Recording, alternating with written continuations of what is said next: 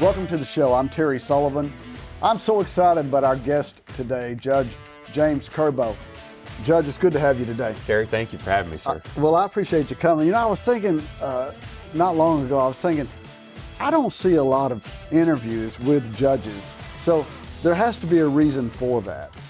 You know, I think you're right about that. I've done a handful of interviews, some great interviews, as a matter of fact, newspapers, small local stuff, and really, I think a big part of that is because, you know, judges, it's tough. There's a balance there where we can't really give any types of opinions.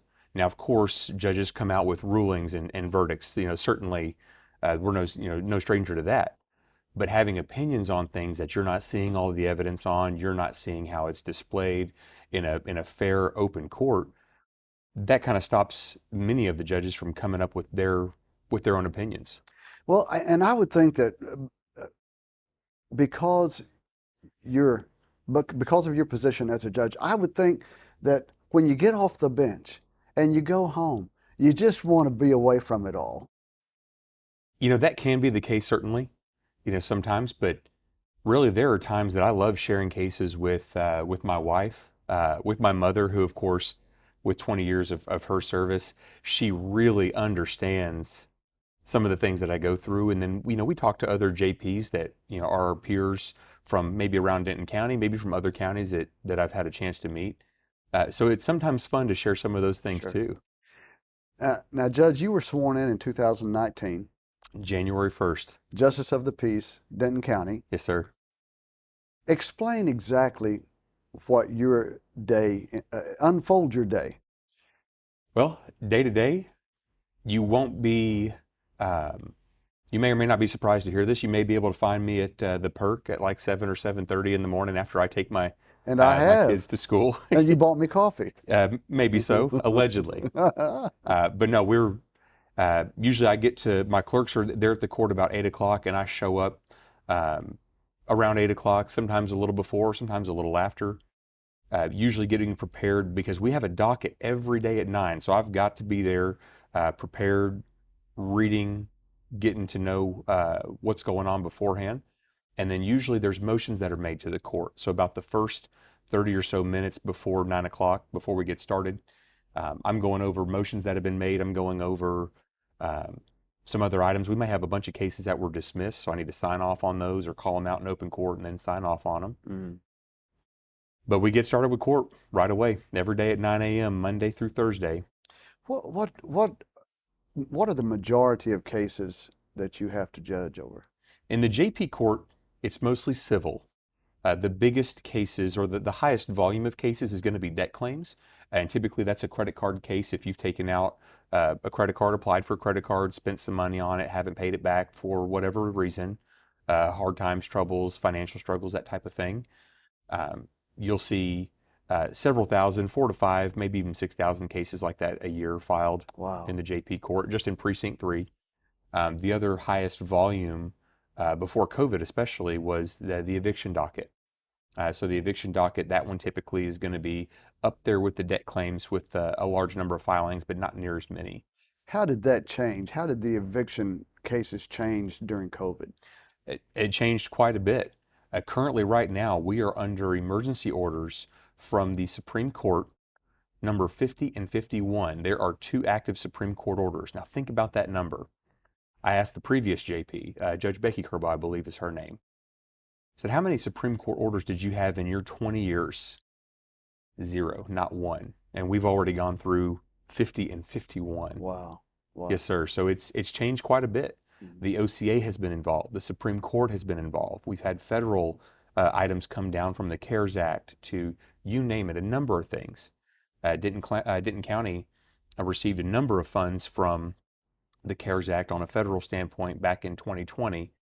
And proud to say the JP Court in Precinct 3 here and Precinct 1, we were able to help roll out the Texas Eviction Diversion Program in October of 2020. And then, of course, it rolled out statewide, I think in January or early February of 2021. And that totally changed the the timing of cases, the time frame in which you could hear them. It gave more judicial discretion. Are you having remote hearings or are you having in-person hearings? If you have in-person hearings, are you abiding by these safety protocols that were lined out by the OCA? A lot of moving parts there. Yeah, yeah. Especially for a first-term judge who had just got sworn in, like you said, in 2019. So I had one normal year, and then after that, COVID hit the beginning of my second year. And then nobody knew what to do, right? What to do, especially concerning law. Judge, at the end of the day, when you take that robe off, are you just done until the next morning at 9 o'clock? Or are there some things that, are you on call? How does that work? If I'm on call, they haven't called me yet. Usually they wait till, there's folks that wait for me until I'm in office.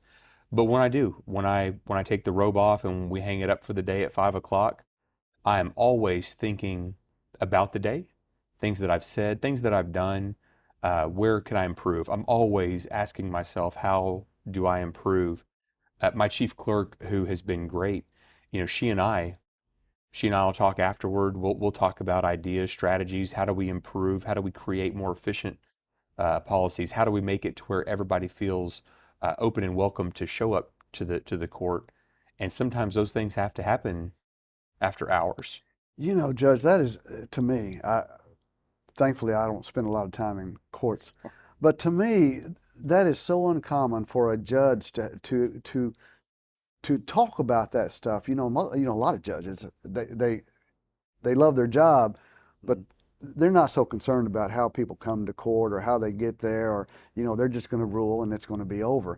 But here you talk about the things that make life a little easier when people come to court. It's kind of refreshing. When they come to court, the justice court, I'll kind of back it up even more from there. The justice court is the people's court, right? This is the court where you don't have to be an attorney. You can come in here and represent yourself, whether you're a plaintiff or a defendant. It doesn't matter. Most of the items here, they're civil. It's just about money. Now, sometimes there's some other items, of course, and then we have Class C misdemeanors like speeding tickets and that type of thing. And of course those things happen. But when it comes down to it, people that show up, they walk out of there knowing that they were heard. Their case was heard. They got a chance to speak up and say what they had to say. Whether it was a lawful argument or if it wasn't, they still had their voice. They still got to say what they needed to say. And that's really important, whether it's really formal or informal. Because we get some fine attorneys that come through the JP court, and there are a ton of great attorneys out there. Sure. And then we get folks that say, Judge, I'm just here to try to tell you in as simple as I can what happened. Okay. You are as much of a people person as I've ever met, as I have ever met. I mean, you just, you have a passion for people. Yes, sir. Which is why you're a great judge.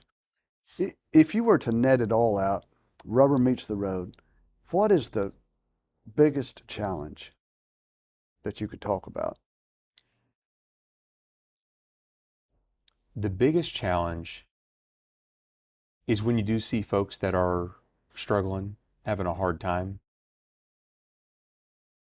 and you can't save everybody. That compassion piece really comes out, and you've got to follow the law, and at the same time show that compassion. Try to communicate that, because I hear some pretty tough stories. Sure. There are a lot of really strong folks out there. There are a lot of folks who are going through mental health struggles. There are folks that are going through financial struggles, sometimes both of those combined. And it can be really emotionally telling for some of those cases, especially in my juvenile courts.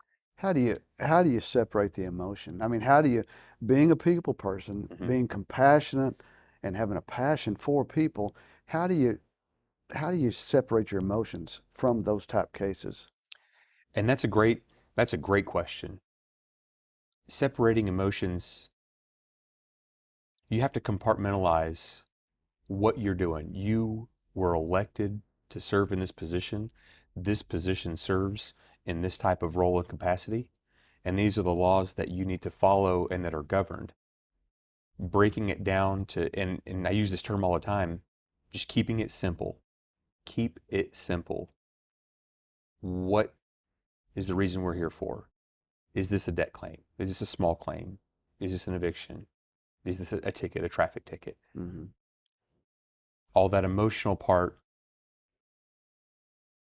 it's still in the back of your mind, but your main focus is the task at hand. Mm-hmm. Once that task has been handled Mm-hmm. properly, lawfully, Mm-hmm.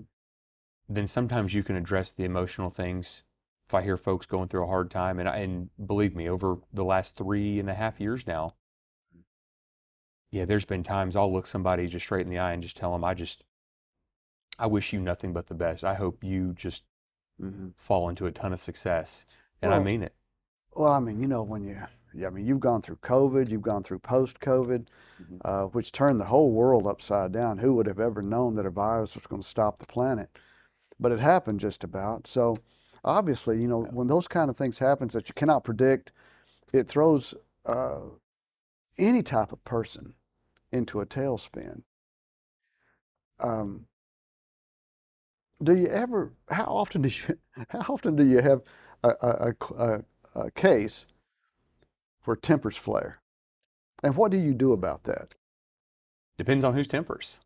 Uh, if I find myself getting too tied up emotionally, if someone there are folks that have been in contempt of court. I've never held anybody in contempt. I've never put anybody in jail, never arrested anybody. So we've been able to hold that pretty much in check. But also, it's also how you run your courtroom. Mm-hmm. To have the good control in the courtroom, the constable's office, our constable Dan Rochelle, Precinct 3, has a fine group of very seasoned veterans with his deputies, and there's 2 of them in there with me at all times. So if things do get a bit heated, because when you're talking about money, let's face it, Sure. that's very, very personal for a lot of folks when you're hitting them in the pocketbook. Mm-hmm. The deputies are there to aid the court to make sure that everybody is behaving above bar. I tell folks all the time, hey, this isn't a court of who's a good or bad person. Mm-hmm. Most of the time, it's like I told you, it's a financial issue. Yeah. And we're just here to look at that financial issue. Yeah. So a couple of times we've had to recess. I've had to let folks step out, take a break. Mm-hmm. And a lot of times, if you just give it time, it'll work out. It'll solve itself. Judge, how do you choose friends? I mean, it's not like you could just have normal friends out there, because they might end up in your court. And, and then you got to go, oh, wait, that's my friend. Well, and it's happened. It's happened. I'm born and raised here in the community here in Louisville, and that's where part of Precinct 3 covers is the city of Louisville. I'm born and raised here. Been here since June of '84. Mm-hmm. When you grow up in this town, yeah, it's real likely that you're going to run across names that you recognize, that you know, some of your friends. And if that happens, we have an open exchange of bench policy here in Denton County. And what that means is if I have to go swap out with Judge Harris Huey in Precinct 4, Judge Chris Lopez in Precinct 6 in Carrollton, Judge Joe Holland or Mike Oglesby or James D. Piazza, if we have to exchange benches, easy fix. You take yours, you take mine, I'll take yours. I got it. And that's what we do. That's a good solution. Yes, sir. Well, not only, I mean, obviously you were born and raised here in Louisville. Yes, sir. But you got a rich family tradition in Louisville. Your dad was the chief of police for how many years? The last 11 years of his career, so 2007, excuse me, through 2018 when he retired. Now, don't forget, that was just when he was chief, but he started with the PD in 1978. So that's 40 years. 40 years. You never hear anything, even to this day, but accolades for when he was the chief of police. I'll tell you a funny story, though. He and your mom, Becky, when Walt Garrison and I had the steakhouse down in Flower Mound, they would come in every once in a while. And one time they came in and I said, Chief, I've always been I've always had a curiosity about law enforcement and wanting to get in that. And he looked at me and he said, nah, just keep doing what you're doing. Well, thanks for crushing my dreams of life, But I just love them to death. Yeah. And one of these days I'm going to have him on the show. I think he's out in out of town this week on Chamber of Commerce or something. I don't know. Yeah, we're both a part of the Rotary Club International, and they have a huge district governors meeting down in Houston. That's where they are right now. So, and your mother, she of 20 years, she was a judge as well. Yep. She was the JP right before me, so it was quite literally passing of the torch. She swore me in on January 1st, 2019. So it was from one Kerbow to the next. Had to be the one of the greatest days in her life, I would assume. You know, you'll have to ask her that question. I can't speak for her, but it was definitely a special moment for me, and I'm really excited because City Council Brandon Jones. Mm-hmm. He is the one that took the video from the old courthouse on the square. He was upstairs filming down, and he got probably the best video that anybody could have ever gotten at that moment. And now, because of him, I get to have that moment, and I'm able to watch it anytime. So, Judge, let's go back to the courtroom. So, Okay. what's the one case that you just, when you see it on the docket, you just go, oh man. You know, that's tough because we see a bunch of different style cases. In fact, the JP court, that's what makes it so incredible, is the different style of cases that you do see. Really, I have not had that experience where I'm thinking, oh man, not this again or not that. Everything from hot checks to animal cruelty. Of course, no one wants to see an animal cruelty case, but when it's time for justice to be served, again, it's imperative that we keep it professional. We look at the facts. Sometimes the facts are hard to look at, but to know that the law is there to be applied without prejudice across the board. Mm-hmm, mm-hmm. So, no. Honestly, I stay pretty geeked up, pretty excited about it. Let's get after it. So, attorneys, they always have a bag of tricks, and so when it comes to court, what is one of the tricks that you go, no, I've seen this 100 times. We ain't going there. Sometimes that happens during discovery. A discovery request is just essentially folks are asking to see what all do you plan on using at court. And it works both ways. The plaintiff can ask for it, the defendant can ask for it, and I'll give it to you both.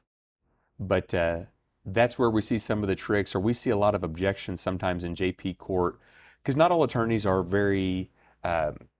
they're not always versed in JP court, right? It's a different set of laws and circumstances, the 500 rules of civil procedure. We're not a court of record. We don't have a record. We don't have a stenographer in the courtroom keeping track of what everybody's saying. But some of the objections that pertain to different laws that are not applicable to JP court, that's usually where we see some of those, and that's where I get to decide whether or not it's fair that it gets used. Right. Yes, sir. Is there anything in life that you'd rather be doing than what you do? No. Now, you've got a re-election coming up in, I believe, November of 2022. Yes, sir. And you're probably going to be that guy again. Are you excited about that?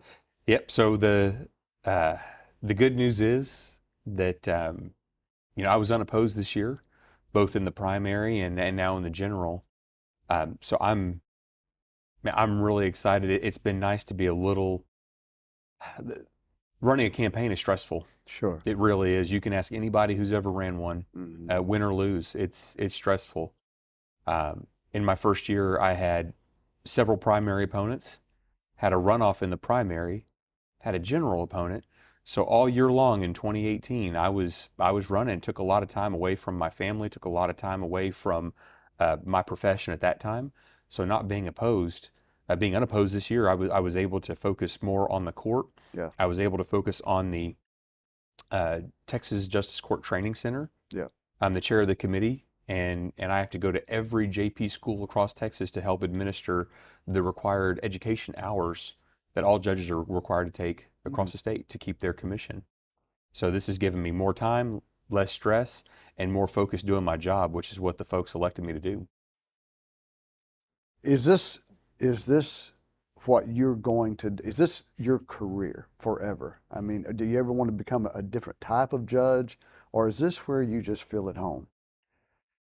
Right now, I'm just focusing on this next 4 years. I don't know what the future looks like, but I got to tell you, if this was my future for the next 15 years, 20 years, 30 years, boy, I sure would be blessed. Judge, who was more excited when Riggs caught his first fish? You or Riggs? Riggs is one of his sons. Yeah. So this weekend on Saturday morning, took Riggs fishing. And it all happened so fast, and I tried so hard to get my phone out to get that photo of his first fish over here on Louisville Lake. And I got to tell you, we were both pretty excited, but I was probably a little more excited. But he did outcatch. He caught the first 2 fish of the trip, including the biggest one, a catfish, a channel catfish. It was half his size. It sure was. Yeah, it was half his size. So I'm thinking we got to bring it up here and have you. We got it filleted and cleaned up. If you'll, we'll smoke it. If you'll throw it on a fryer or smoker. We'll smoke that fish. Judge, you've got a great family. I mean, you come from a rich heritage. Chief Kerbow and your mother Becky eat here quite a bit. I'm gonna have to calm him down a little bit because he eats quite a bit. And I think they're on some kind of diet right now. But you come from a rich family heritage, and you have a great family. Thank you. Yourself. Your wife is a wonderful wife. Somebody tell them we're not serving barbecue today.